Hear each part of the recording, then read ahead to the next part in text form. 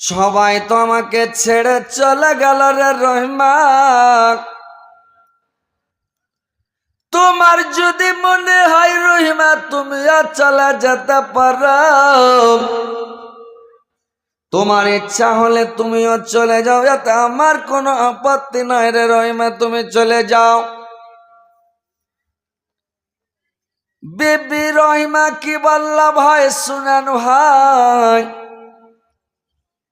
বিবি রহিমা বলল, স্বামী গো, আল্লাহ পাক আমাদেরকে তৈরি করেছেন কিসের জন্য গো স্বামী?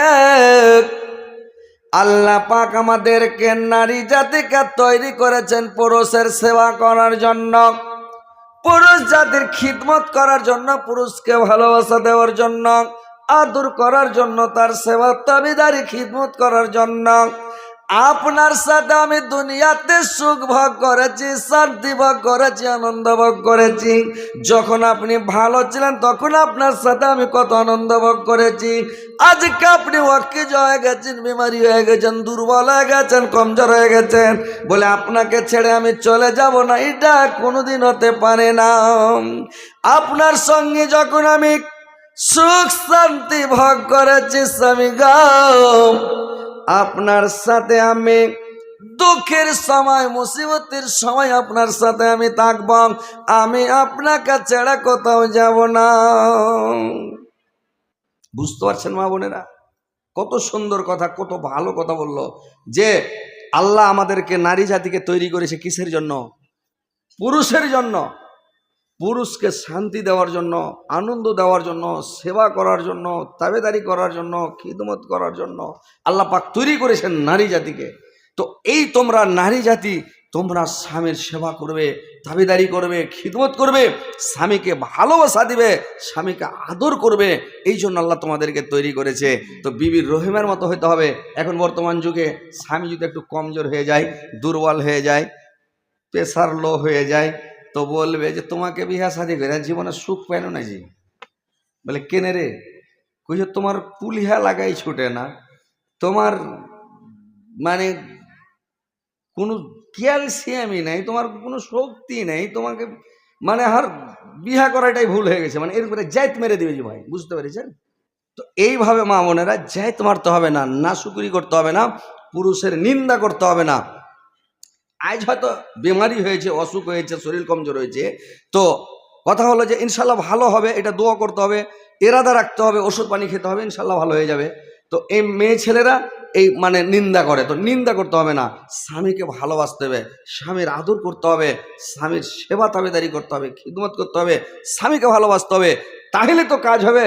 তাহলে যখন স্বামীকে তুমি ভালোবাসা দিবে, অটোমেটিক তোমার স্বামী তোমাকে ভালোবাসবে। যখন স্বামী বিদেশ থেকে আসলো, মাঠে থেকে আসলো, ঘাটে থেকে আসলো, বাজার থেকে আসলো, কোনো জায়গা থেকে আসলো, স্বামী যখন তোমার দিকে দেখবে, তুমি একবারে একটু মুচকুটি মেরে একটু মিষ্টি হাসিতে রগা দিকে একবারে খাড়িয়ে যাও। তোমার দিক দেখলে স্বামী একবারে পাগলা হয়ে যাবে, যত মনে দুঃখ বেদনা কষ্ট ছিল, খাস্তানা ছিল, সমস্ত কেটে যাবে, সব দুঃখ ভুলে যাবে রে ভাই। কিন্তু মেয়ে ছেলে স্টাইল জানে না, এই বুদ্ধি গালা জানে না। স্বামীর আগা দিকে একবারে মুস্কুটি মেরে হাসতে হবে, আর আগা দিকে যায় খাড়ো হইতে হবে, কথা বলতে হবে একবারে মুড়ে ঝুঁকিয়ে ঝুঁকিয়ে স্টাইল করে, তাহলে ইনশাল্লাহ স্বামীর মন খুশি হয়ে যাবে। আর যখন স্বামী বাড়ি যাচ্ছেন, কতগুলো নারী আছে আর মুখকে ভারী করে মিনমিনা মুখা হয়ে একবারে হ্যান্ডা করে দেখেছে, ও বলছে বিদেশি ভালো ছিল, বাইরে ভালো ছিল, কেন বাড়ি আসলাম রে আল্লাহ। মনটা খারাপ হয় না ভাই? স্ত্রী বুদ্ধি জানে না, বুদ্ধিটা শিখালাও। স্বামীর আগা দিকে যখনই যাবে কেন ফুক করে হাসা ওঠো, দেখলে ও হাসে না, তখন একটা বাড়কা আরসি নিয়ে যাও মুখের সামনে ধরলাম, আরসি খানটা ধরে কি কে হয়ে জানো, হাজি তুমি যখন রাগ করছো তখন তোর মুখখান দেখো কত সুন্দর লাগছে, দেখো একটু কেমন লাগে তোর মুখখান, তোর অটোমেটিক ফুক করে হাসবে কিনা। আরসি ধরবে তখন হেসে উঠবে না, ও আপনি হাসবে। তাহলে ওর রাগটা মাটি হয়ে গেলো, তো বুদ্ধি করে রাগটা মাটি করতে হবে। আর যদি কहो যে রাগ করে আসে তো একডোল পান লিয়ে মাথাতে ঢেলে দিই, যেমন ঢালবেন তো কিলেতে শুরু করে দেবে। বুঝতে পেরেছেন? তো স্বামীটাকে ভালোবাসা দিতে হবে, আদর করতে হবে, সহগ করতে হবে। তাহলে স্ত্রী যখন আপনি ভালোবাসবেন তখন পুরুষটা কি করবে? ওই স্ত্রীর জন্য, স্ত্রীটার যদি কোনো রকম হয়ে যায়, আহা, ওর পা টিপবে, মাথা টিপবে, গা টিপবে, মনে হয়েছে স্ত্রীটাকে যদি ব্যারাম হয়তো পুরুষ বলে আল্লাহ আমার স্ত্রীটাকে বিমারি না হয়ে আমাকে হলে লাগছে ভালো হয়তো কাল্লা। স্বামী স্ত্রীতে যদি মিল থাকে, পুরুষটাকে যদি বেমারি হয় তো স্ত্রীটা বলবে আল্লাহ আমার পুরুষকে ব্যারাম না হয়ে আল্লাহ আমাকে হয়তো একটা ভালো হয়তো, এরকম হবে না? মনে হয় না? ভালোবাসা থাকলে এরকম বলবে। বুঝতে পেরেছেন? তো কথা হচ্ছে যে ভালোবাসা দিতে হবে, স্বামীকে ভালোবাসতে হবে, স্বামীর আদর করতে হবে, স্বামীর সহগ করতে হবে, সব সময় স্বামীর সেবাতে লেগে থাকতে হবে, স্বামী যাতে কোনো সময় নারাজ না থাকে। তাহলে স্বামী তোমার জন্য দোয়া করে তোমাকে ভালোবাসবে। তো তুমি স্বামীর সেবা করো, খিদমত করো। ভাইরা আমার, মায়েরা আমার, আল্লাহর রাসূলের বেবে বেবে খাতিব যাক আল্লাহর রাসূলকে কত ভালোবাসতেন, কত সেবা করতেন, কত তাবেদারি করতেন, কত খিদমত করতেন।